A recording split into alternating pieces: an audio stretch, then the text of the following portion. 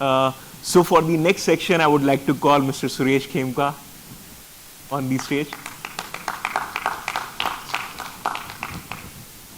Thank you, Suresh, for coming. I know Suresh had a really major release today, but he's still taken his time out to come here, and thanks a lot, Suresh. So Suresh, tell me about yourself, what you do in Apna, and what's the Apna's vision? I think a lot is written here. I will love to talk about Apna, and I don't know how many of you know about Apna or Apna jobs, or we are a very crude reference, we are like Indeed plus LinkedIn for blue collar workers. So it is like, what you do, so it's a jobs marketplace, employers can come post jobs, okay, and blue collar and maybe early white collar workers now can find those jobs, get connected to recruiters, right? But it's just not a jobs portal, right? It's also a community. Now we all are, I think we call ourselves white collar skilled people, right? And we have LinkedIn for us.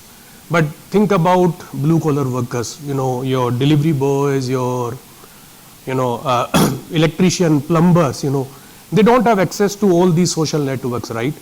And then how much LinkedIn has become part of our life today. It's super useful. We learn, we figure out things, we know about Redis, we can learn, we can figure out events, we can join offline, online, right? I believe you all would have, you are here because of somebody posted about this event on LinkedIn, right? But think about blue collar workers. They do not have access to these resources. And that's the mission, that's the problem which Apna has been trying to solve. We are a 4-year-old company. A statistic which doesn't matter now, but still, I like to talk about it, that Apna was once fastest unicorn of India, 22 months after inception. We have more than 45 million users on our app, and we have more than 400K, or in Hindi, 4 lakh, okay, 4 lakh employers hiring through us. And it's a mission for us. It's just not a business, right? Think about, if you go and talk to a security guard in your apartment complex, and if you ask him, hey, how did you get your job? He will say, hey, I know this guy in my hometown who knew someone, and then he connected me, right? And you will, if you ask him, he will tell that some part of salary every month he has to pay to that guy and that guy and that guy, right? So Apna is trying to remove those middlemen and help, reduce the problem of unemployment in India. We know Indian economy is growing super fast. There are jobs, there are people who want those jobs, but there is no way to connect them, and that's what Apna is trying to do. So that's all about Apna, Rahul. Awesome. That was, I love your passion, Suresh. Really, I do. So tell us about how Redis has fueled Apna's journey till date. Okay, so I mentioned, right, we become unicorn in 22 months, right? And you know what happens then. You have a lot of money, you can spend it, right? And so one statistics I didn't talk about is that we are hyper local, and we are in more than 74 plus cities. And recently we also allowed that, hey, even if you are, let's say, in Mumbai, you can search for a job in Bangalore, right? Or multiple cities at the same time if you are ready to travel, right? But it was not easy, right? 40 million users, 400K employers, right? And within 2.5 or 3 years, right? So, and obviously every startup starts with something simple, right? You don't know it's going to work or not. So you build a monolith, you just code and get the feature out and say if it works or not, get Series A, Series B and all those things. But when Apna clicked, and especially during COVID times, we started having a lot of problems.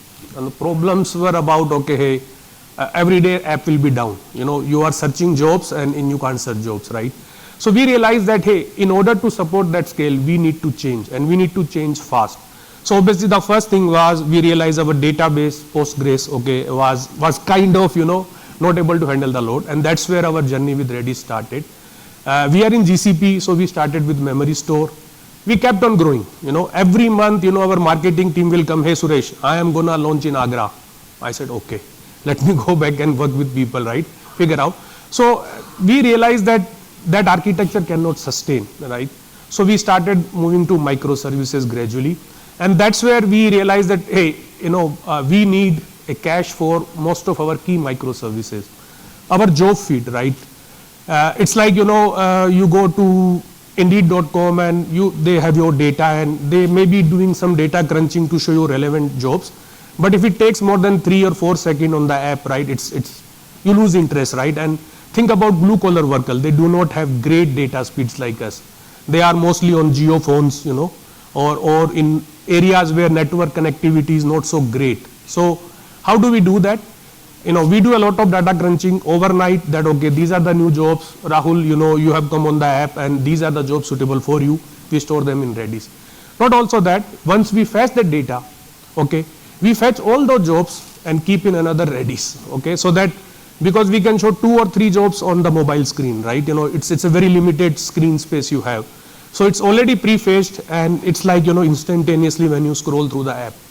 Our community feed, 48 million users. We have around 4 to 5 million impressions every day on our app community.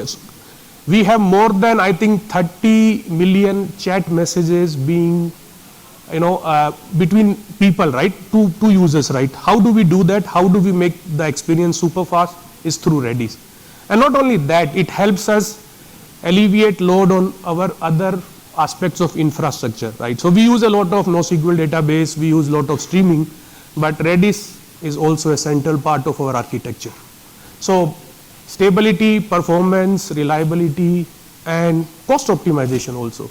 So I know when you look at the enterprise world, you might feel, hey, it must be costly, but that's not our experience. Thank you so much, Suresh, for that. I fondly remember 2 years back when we first met, when you were facing all of these challenges with Redis open source, and then we migrated. I think the first project was feeds, and later on you migrated all the caching. That was fabulous. So Suresh, my last question would be, tell us about the future of Apna and how you wanted to leverage Redis in that. Okay, I think, we all have been talking about Gen AI a lot and all these new things, right? And thankfully, I had Anshuman that, and there are challenges, right, in fintech sector. Those challenges don't apply to us, but yes, there are a lot of privacy concerns. We have a lot of data, which is sensitive, right? But there are a lot of areas where, we are working. So, and we already have solved many problems through Gen AI, which were kind of unsolvable before, right? So take one example, blue collar worker, when we ask them to fill their profile, right, they give a lot of, university name, college name, usually is not correct, right? Spelling mistakes are there, or, my university is Jayanarayan Vyas University, but I sometimes call it JNV University, right? Now, that's a difficult problem to solve, right, given in India. So you can have all the data from AICT or other places, but sometimes it's difficult. Gen AI has actually helped similar kind of problems, okay? That's one. But what we are also doing, and actually as we are talking, there is a launch ongoing. Our community, people, it's like one-on-one, like how do we chat with each other on LinkedIn, right? We create posts, people like them, comment on them. But employers have come to us that, hey, how can I, use the power of community to improve my reach?